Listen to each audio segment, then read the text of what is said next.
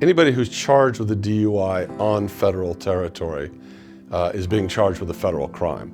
And in the Northern Virginia area, since we're right outside of Washington, D.C., there's a lot of federal territory. Many people don't realize when they're driving on the George Washington Parkway, that's federal territory. A DUI there is a federal crime. A federal DUI and a state DUI can be very, very similar. What makes them different is that the procedure that goes on in a federal court can be very confusing to anyone who's never been to a federal court before.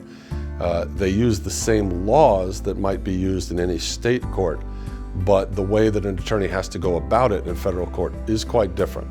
There are some ways in which a federal DUI is more severe than a state DUI, and there are also some ways in which it's less severe. But in general, the results for any given person are going to be the same, whether they're charged in a federal court or a state court.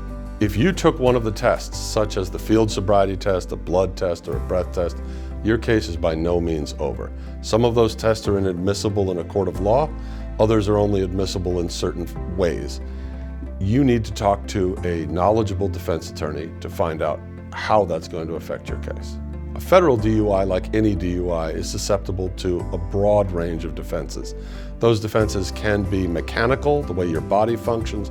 They can be about the driving, they can be about the stop, they can be about forensic evidence, blood, breath.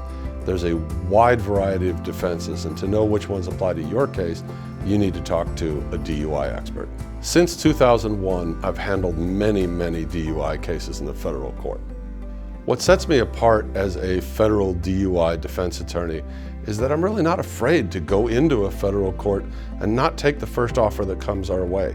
Federal DUI cases are like any other DUI case. They're susceptible to analysis, to experience, and to science. It can be hard to find good help for a federal DUI.